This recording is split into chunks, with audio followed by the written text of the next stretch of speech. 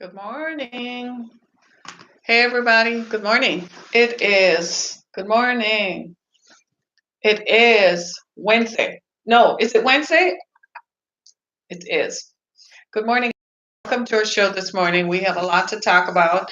It has been quite the morning. It has been quite the thing that's been taking place. And I wanted to talk about this issue because I know there are many women who are perhaps experiencing or who have had breast implants and for whom it's becoming an issue.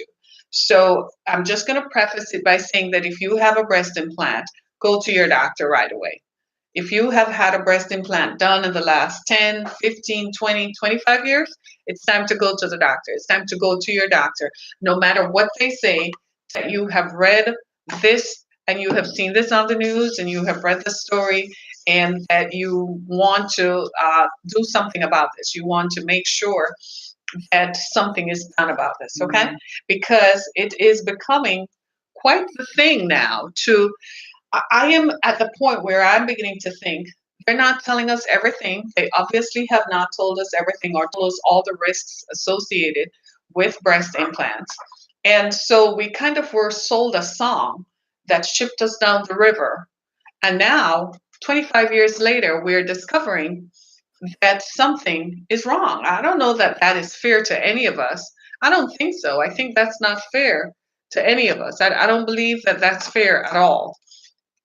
And so I want to include that because it is something that every woman needs to know. We need to know, and we should know, and we should make more informed decisions. We should have all the information we need so that we can make informed decisions. So if we choose to do a breast augmentation, right? If that is how a woman feels that doing it is something that she should do, then she should have all the information that she needs. It shouldn't be that she is doing it without lack of information or all information, and it shouldn't be done because she's pressured to do so.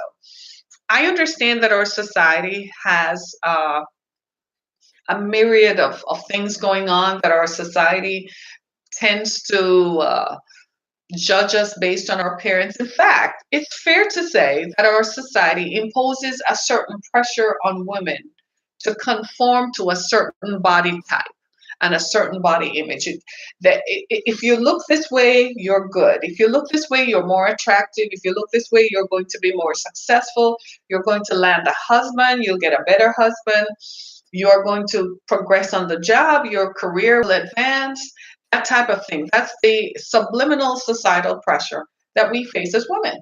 And so, in an effort to improve ourselves or improve our chances, we tend to follow or what the society dictates. We follow what it dictates. And if it's not happening for us, we say, well, maybe I need to do what they say. So we adjust either our language, we adjust our posture, and at worst case scenario, we adjust our bodies to conform to what society dictates that our bodies should look like. Unfortunately for women, that's a truism. For men, it's not so much. A man can get away with being himself no matter at what age he is, right?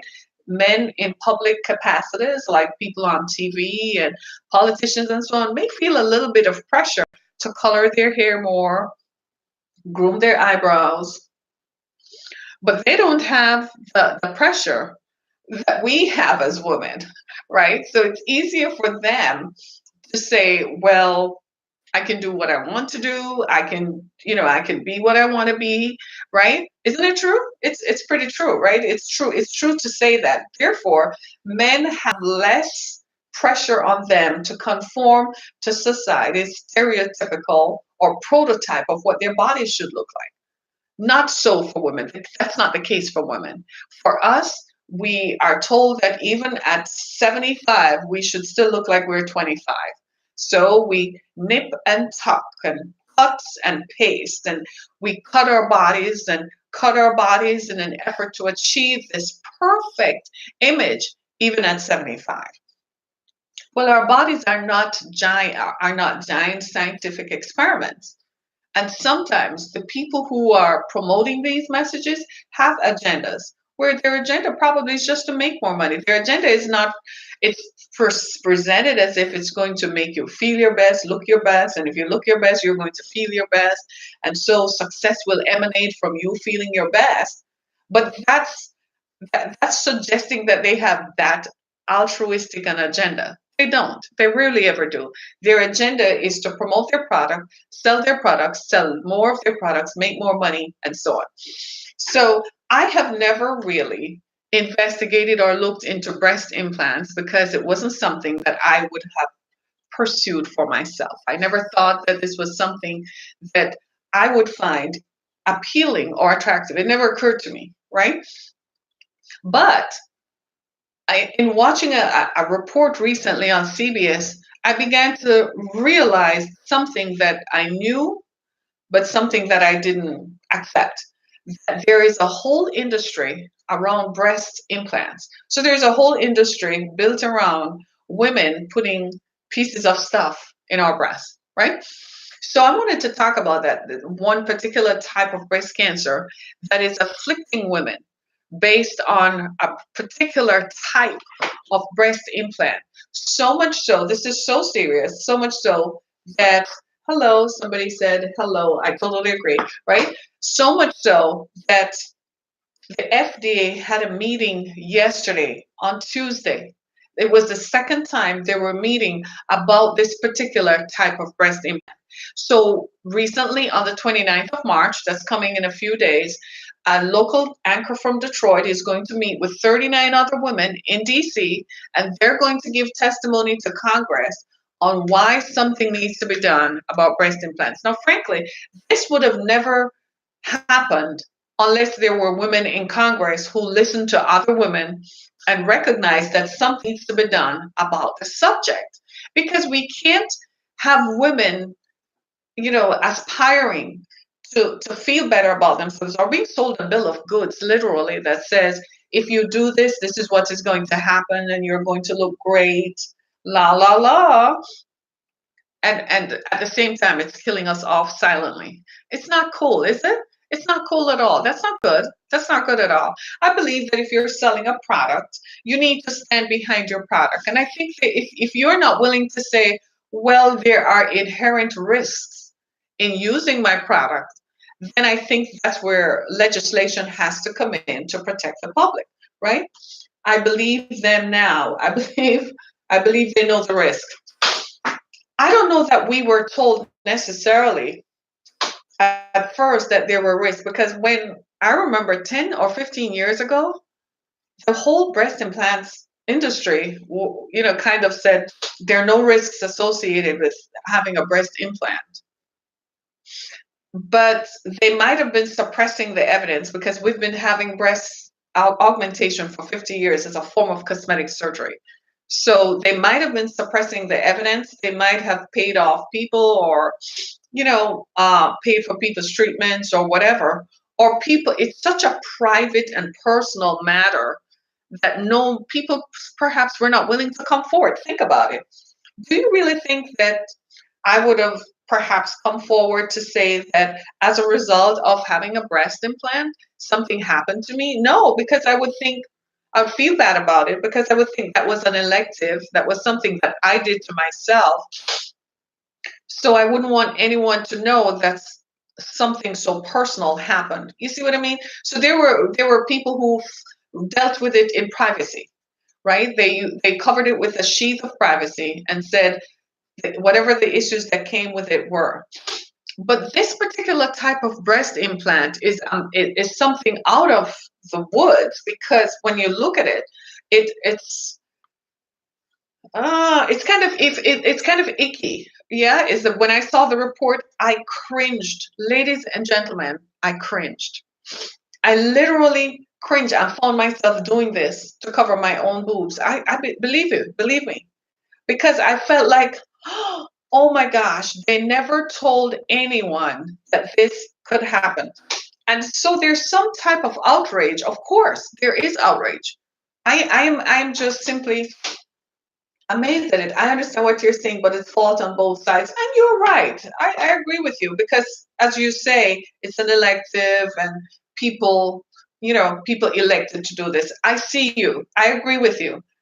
But at the same time, I think we now need to hold those, if they have the evidence and they did not tell us, I think that's where the morality issue comes in. You see what I'm saying? So they have the evidence that this type of implant causes cancer, and they suppressed it. That means that I don't know if that's a criminal wrongdoing. I know there's a moral issue to that. So as far as I'm concerned, every woman needs to be aware.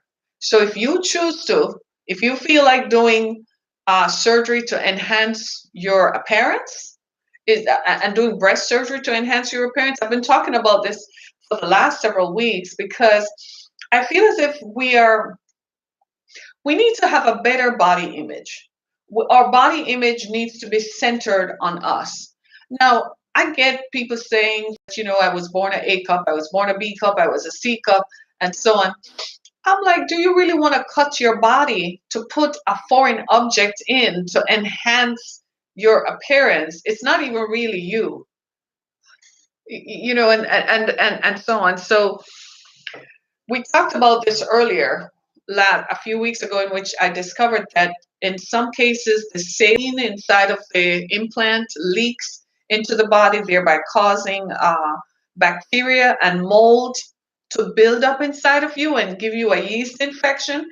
That is damaging, and it explains why people walk around feeling sick and dizzy and confused and so on, because you have bacteria that is producing an infection inside of you. So if you know anybody who has had a breast implant, grab them, text them, tell them it's time to hear the real deal about what this is, or share this video with them, because this is very important. And by the way, can I just ask all of you, I'm asking all of you to go to my YouTube site, youtube.com/Harriet Kamak, and be a subscriber. You don't have to have a YouTube account. And if you do, guess what? You already have a YouTube account because you have a Gmail address. If you have a Gmail email, YouTube is part of the suite of services that is included. So simply activate your YouTube account and look for me, youtube.com/Harriet Kamak, so that you can become part of my streaming audience all day. The camera is better. How about that? Do you like that? The camera is better. So go to youtube.com. And by the way, go to harrietkamak.com and watch our previous videos and download that and make sure you keep abreast on what we're saying and so on. Thank you for your support as usual. So imagine my shock when I woke up yesterday and I saw this news article on CBS, and I wanted to roll the covers over, but this morning I have to get up and go do my workout, right? So I don't have a choice. But here is something to think about. There is a particular type of breast implant that is causing a specific type of cancer, right? This particular type of breast implant is the textured breast implant. People tend to use this one because they say that breast implants move. So, when you lay down, I guess your breast doesn't look up. It will slide over to the side, slide over to here. So people tend to use it. What happens is they can't even explain it, but there is something in the textured breast implant that initiates cancer. Notice they say initiate. That means it causes cancer. It is the reason why you would have cancer. So in recent times, they have found 457 cases of this particular type of cancer. It's called anaplastic lymphoma. So it's a particular type, anaplastic breast lymphoma. It's a particular type of cancer. And what is curious about it is this, that if it is removed, the cancer goes away. Isn't that amazing? So if you know someone who has a breast implant, guess what? Now is the time for them to do what? Now is the time for them to go and remove that breast implant, right? So if you have a textured breast implant, it's time to remove it. So I'm going to ask you guys, right? I know you love us and you love how our bodies look and blah, blah, blah. And so you are the reason why we try to look the best that we can at all times. Can you just start affirming the women in your lives who have breasts and just tell them you're still beautiful no matter what you look like? You're still beautiful. I love your breasts. I love your breasts, whatever. Because this is so personal and so private. Personally, I have never had a breast augmentation, and I've never sought to do it. I've never initiated any kind of investigation into doing it for myself because I've never felt the need to, because I'm comfortable with how I look, right? I'm comfortable with the attraction activeness of my breasts. So I'm comfortable with that. And that's the key. The key is for every woman to feel comfortable in the attractiveness of her breast. And sometimes that only comes from within. It's mostly external because it's dependent on how affirmed she is by the people around her, especially the significant people, a significant male. Maybe when she was growing up, in high school, they picked on you because you had A cup breasts or B cup breasts, and they didn't like that. Or maybe they didn't like the fact that your breasts weren't a perfect A, B, C, D, G, or whatever. So, but for me, I'm comfortable in how mine appear to be. So I don't need to do plastic surgery. And especially now with all the information that is coming forward, there is no way that I would cut myself to put in a piece of plastic or a balloon looking instrument with saline in it. No way, Jose, at any time, right? So this particular type of cancer, this particular type of breast implant, textured breast implant that people use to make the breast stay in place. So it makes them stay in place, right? It has caused 457 cases of this kind of cancer. And here's the deal. Overwhelmingly 300 of those cases, in over 300 cases, it was a textured breast implant, now an epidemic, right? So the FDA met yesterday with the makers of breast implants, with surgeons and likely consumers to discuss what needs to be done about it. So imagine you're a consumer and you have had breast cancer and now you're meeting with the makers of it. I don't know that I would be in the same room because it's like you knew this could happen, right? The thing that grabbed me most about it was the vulnerability of it. The fact that you paid 8,000, 9,000, 10,000, whatever it is. I don't believe much will happen, to be honest. They will pay off 1,000 women, then back to it. That is an accurate synopsis, isn't it? That's an accurate synopsis. You don't believe that anything much will happen because they're going to pay off people and people are just going to stop. But getting the information out there is still key so that if someone is out there, then you need to pay attention to it. And I'm going to tell you a story about a woman in this story. She had done breast implant surgery 25 years ago. She's now a grandmother, yeah, because time has passed. But 25 years ago, she felt that she needed to augment or improve or give herself a breast lift. Well, 25 years later, she went to the doctor and found out she was sick. She went to the doctor and they told her she had breast cancer. And they found out that the cancer had metastasized and had spread to her bones. Now, typically, this type of cancer is easily taken care of. They remove it and it's done and gone, blah, blah, blah. Okay, big deal. But guess what? That was not the case this time. This time it had metastasized, it spread to her bones and her blood. So now they had to give her stem cell treatments to be able to remove it. Isn't that crazy? Okay, so now that happened, everybody's like, well, whoa, where do we go from here? This is crazy. Well, there are 457 documented cases of it. So it's no longer something for you to just look at and say, that might be an error, that might have just been an anomaly. It's not an anomaly anymore. It's a real thing, right? So I need you to go and talk, get someone, get other folks, because there are plenty of women out there. Some women right now might be watching and doing this, touching their boobs, like, oh my gosh, I need to go and get this. So they say that when you've had a breast implant, you should remove it every 10 years. So every 10 years, you should go back and remove it and replace it. But some people do and some people don't. I am told that from studies I have read, that removing it is just as expensive and even more expensive than doing the original surgery in the first place.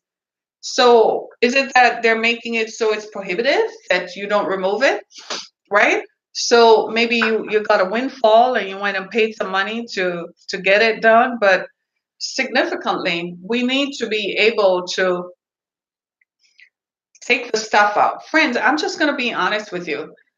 Perhaps we need to look at our bodies as being what it is, an organic instrument. That's what our bodies are. So our bodies are organic.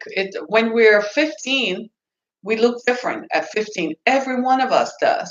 But as we grow, we develop lines and wrinkles, especially depending on region, where you come from, your ethnicity, and your diet, right? The toxins you've been exposed to in the atmosphere. Like here in Detroit, for instance, we call this entire area Southeast Michigan, right? But south of Detroit, no, I should say south of Detroit. I should say southern Detroit and southwest Detroit. Have you guys ever been down there? Every time I go down there, not only are even with my windows wound up, I still have a thing where I'm breathing in chemicals. The people who live in those areas, people who live in what we call downriver cities like Taylor, Romulus, Westland, and all the downriver communities, those folks have serious issues with their health. Did you know that they have serious issues associated with asthma? Issues that some have even manifested cancer because all the factories are down there, the chemical plants. There is a marathon plant that emits the most horrendous smelling things. Whenever I drive through there to go somewhere, I'm like, how do folks live here all the time and not smell this? Because me coming from this part of town and driving down there, it smells so different, right? So what I'm saying is compounded by putting a foreign object in your body, right? Then you have environmental issues. Chances are something is going to happen. Similarly, for people who have had a back surgery and they put a plate in your back, right?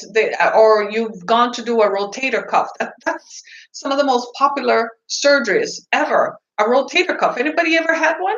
Rotator cuff, right? Rotator cuff in your arm, left arm, right arm. People have had plates implanted in their backs. Have had knee surgery. I kid you not, a family member told me 2 years ago that he needed knee surgery. And I didn't want to offend him by saying, and he wouldn't have listened to me. Sometimes we don't listen to people closest to us. We ignore their opinions. We don't value their opinions, right? And all of us experience that. I experienced that a lot. So if a third party tells them, then fine. So when he announced that he was going to do knee surgery, my first instinct was, don't do it. Lose weight, and that will help. But he's not going to listen to me, so I let him go. So he went to do knee surgery. They put a thing in his knee, and it's been more painful ever since. In the first place, why did he need knee surgery? Well, he's a vet. He's a war vet. I think it's the Afghan War or the Iraq War. The Gulf Wars is what he calls it because he was in both of them, right? So what happens is when he went to the Veterans Association, they told him that he needed surgery. And I was like, surgery is always should be your last option. Let's explore what other possibilities exist. So after he did the surgery and he complained that his knee was still hurting, which was why he needed the surgery in the first place, I said to him, did you think of weight loss? Did you go on a weight management program or change your diet? And he said he discovered that after. He said, why didn't you tell me before? I discovered that after. And I was like, if I had told you, would you have listened? You would have gone ahead and said the doctors were right and did the surgery anyhow, right? Right. So he's now paying the price because now he's like, after he looked at it, he went and he said, but it looks like I really didn't need the surgery. I said, yeah, losing 20 pounds or 30 pounds would have managed that for you. they are never always going to tell you that you don't need the surgery. Whenever you go, they're always assessing your risk and exposure to determine how valuable you are. You're valuable in terms of dollars, right? There are incentives for them to perform certain types of surgery.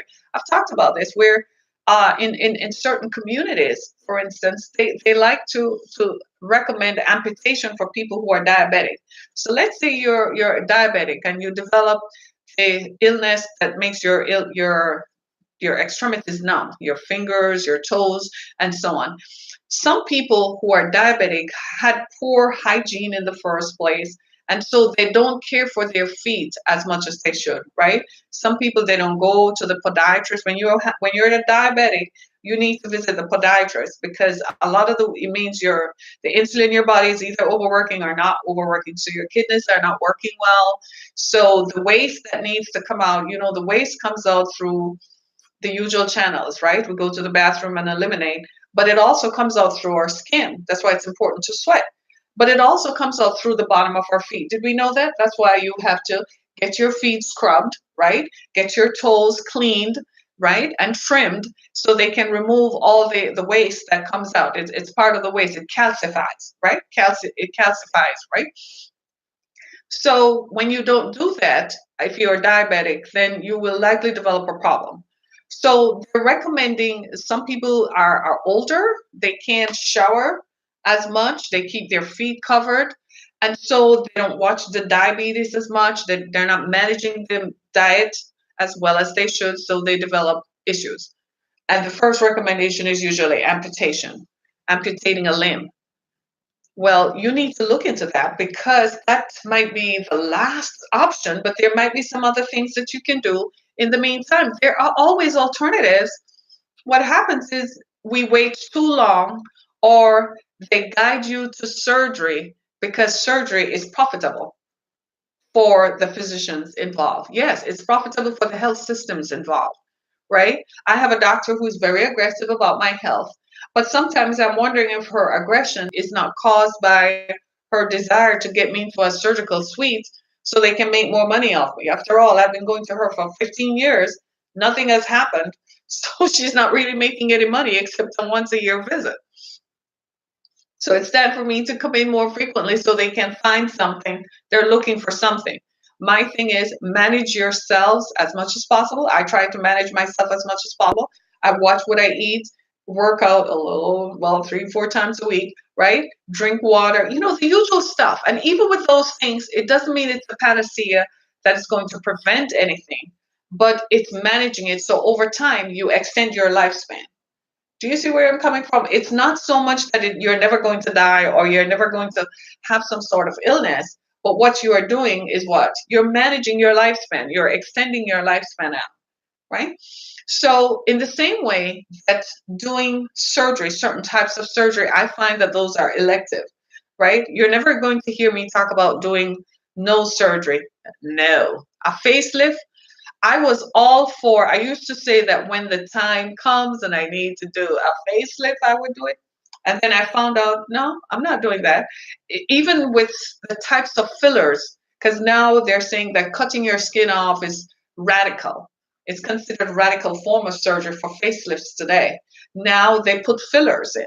Well, those fillers move because your body is made up of moving parts. Do you see what I mean? So they're injecting fillers into your face, and you think, oh, it's just going to stay right here between my eyebrows, so I'm never going to have look like I'm old or whatever. I'm constantly frowning because I read a lot. So you inject it here, but it moves. And before you know it, that same thing ends up in another part of your head. Your head, because your body is made up of moving parts. So then I had to nix that idea that I would ever put fillers in my face so that I maintain the appearance of youth. We live in a perpetual youth culture that permeates our society, that constantly guides us to the fact that we need to always look young. Talk to me a little bit.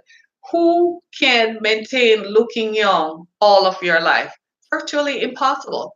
How are you going to at 75 and at 60? That might be extreme. Let's say 45, 50, 55, and 60, median, right? Between 45 and 60. Who is going to maintain looking at 45 and 60 like you did at 25? Impossible, right? Isn't it? Virtually impossible, right? You've had life stories, you've been married once, twice, three times, you've had children, and of course, you've had complexities of life. The complexities of life happen. So I don't believe that. I personally don't. I think it's disingenuous for anyone to expect of someone who has lived for some time to look as if nothing has happened. And yet, that is the case every day that we are faced with, right? That is the case. And it is even affecting men now who think that they need to go do the surgery to take out the man boob thing. I don't see anything wrong with it. I think you are a human being, and that's just how your body is made. Lift weights.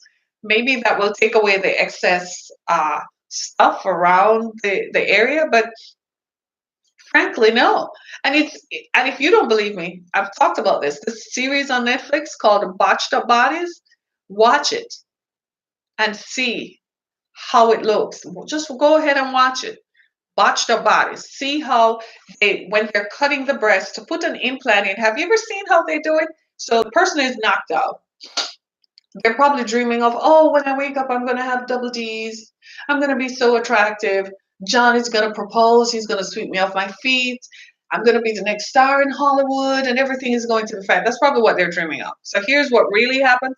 They lift the boob up, cut under it, and then shove in the implant. It's not like doing it delicately. They're shoving stuff in. Ooh, oh my gosh. I watched that thing and it made me cringe. It freaked me out. I was literally like, it's similarly when they're doing face reconstruction. Now, don't get me wrong. If it is medically necessary, right? In some cases, women who have had to have a breast removed after cancer, they don't they put on something to make it look like it's equal size to the other breast. Sometimes some people choose to have the surgery to insert something in there so it will look like it's normal. Similarly with facelift, if something happened and you had to reconstruct your face, that's a whole different thing. That's not an elective anymore. That's what you would refer to as what? A medically necessary procedure, right? But in these scenarios, it's people who elect to do it, whatever the reasons are, whether it's, I want to enhance my appearance. In one story I read, the woman said she had just met her husband. Maybe there was some competition around, I don't know. But she said she had just met him and she felt that she would have been more attractive or felt more attractive if she increased her cup size. So she went in and increased her cup size from a B to a D to a double D.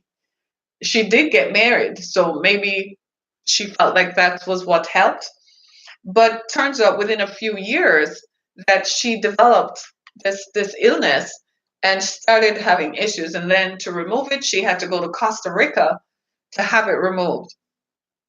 I don't know about you, but I'm not leaving the US to do any medical surgery, any medical procedure. I don't know about you. I'm good. I'm good. I'll stay right here on terra firma in the good old fashioned USA and do it right. And everybody in agreement say, that's right. That's exactly what we will do. Because I'm not, right? I think it was Coretta Scott King who went to Mexico to do some form of surgery because she had developed a disease and died down there because stuff happens. No, I'll take my chances in the good old USA. Yeah, it might not be a perfect system, but it's way more efficient and works. The only other place that I perhaps would ever think of doing any kind of surgery is Cuba. Why? Because they didn't have resources, so they had to invent stuff. And when they invented it, it had to last for a lifetime because they didn't have the research dollars to go and improve what they had. They had to literally invent it, make it work, renovate, innovate on what they have learned just so that they could make it, right?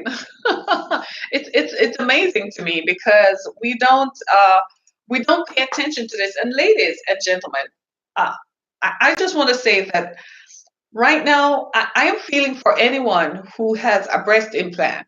I'm feeling you. And I'm like, I feel tender because it's like you're going to pay for this. Can you take it out?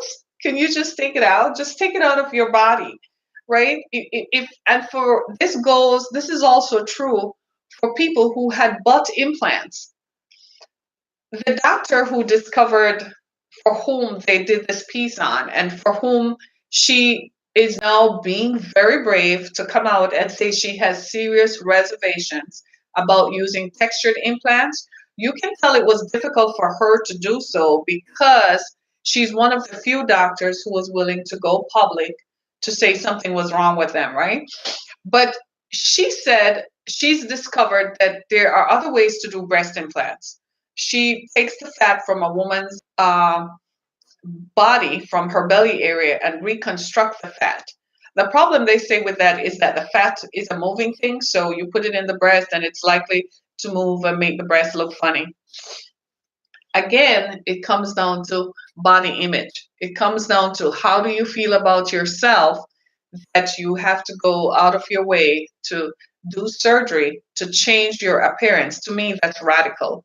Okay. I heard a story of a woman who had done butt implants and she was slender all her life. So, I've heard these stories where they literally tell people to gain weight so that they can do it. And in this case, they made her gain weight and then took her own body fat to add to it, right? As far as I'm concerned, I think we need to accept who we are.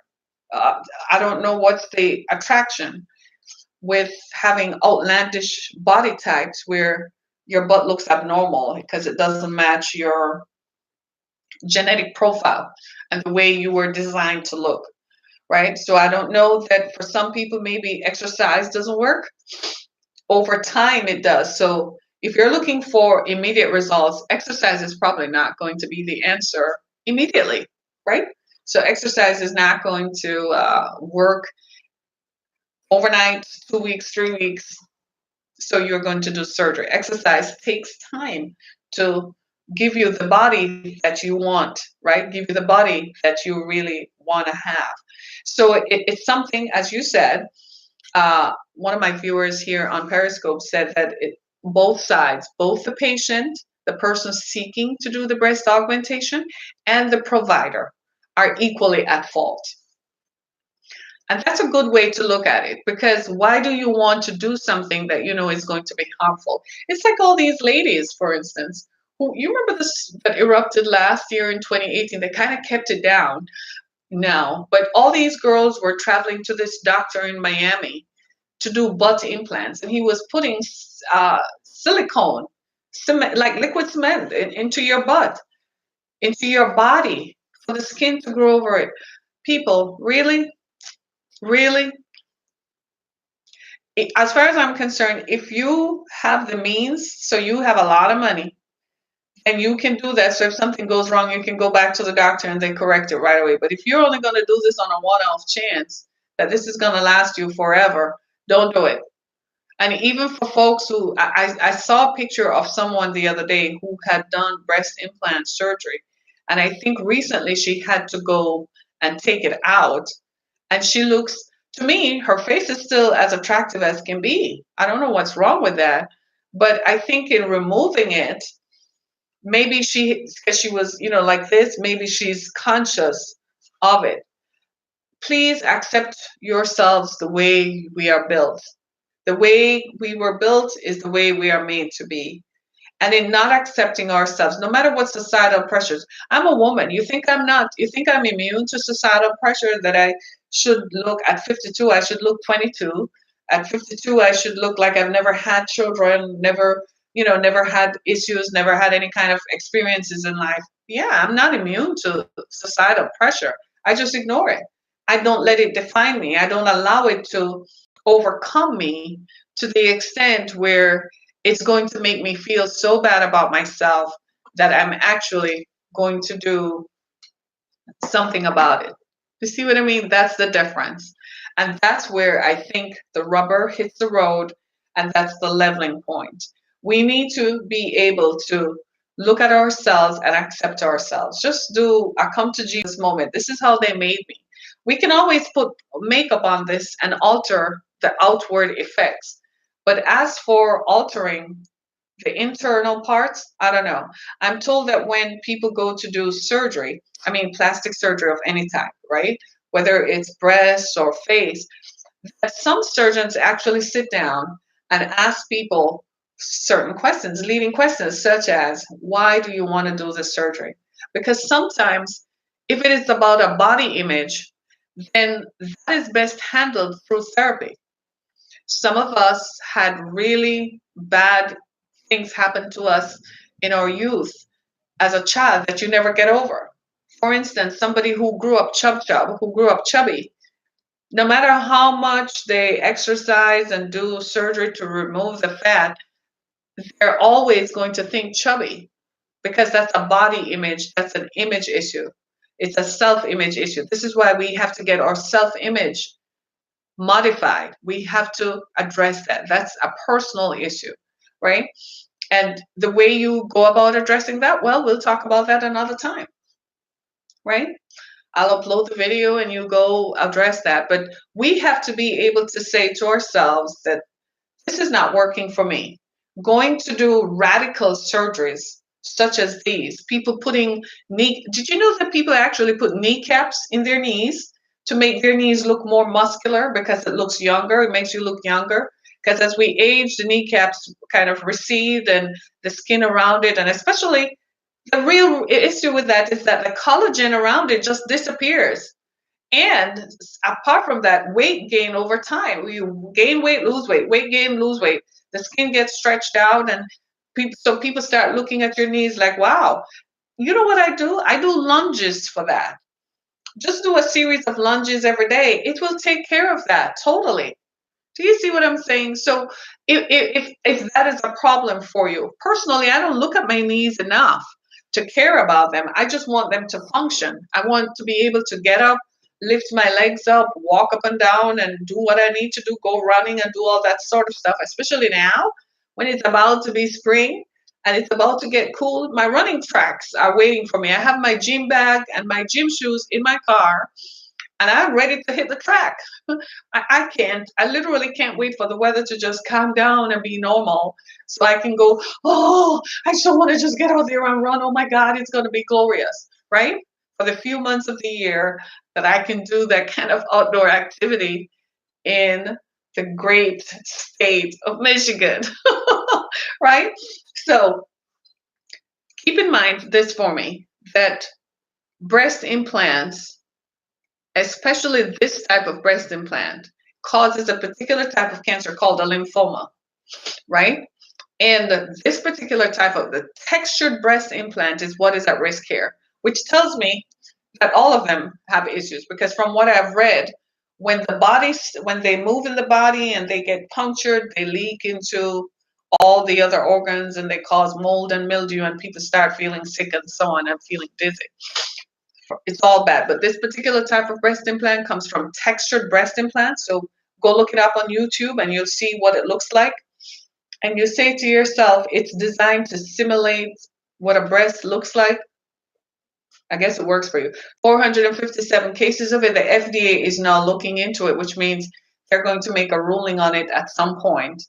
And if you have a friend, a sister, your ex, your girlfriend, your wife, baby mama, whoever who is thinking of getting breast implant, kindly just affirm them and tell them, baby, you look fine. You're okay. Right? Just tell them it's okay. You're okay. You don't need to do that because the health risks associated with it outweigh any kind of intrinsic appeal that might exist, right? The show for today. Make sure you join me again tomorrow as we continue to talk about this and other issues. Go to my website, harrietkemick.com. Be a part of our experience. Download our shows, buy our books on Amazon. Also, if you have any questions about anything that we do, you can reach me at 313-259-2800. You can also send us an email. Our contact information is on our website. Thank you so much for joining us on Facebook and Twitter. And today is going to be a great day. Everybody say, wow, Wednesday. Wow, Wednesday. Now that you know. Say, now that I know, I can act, right? Now that I can know, I can act.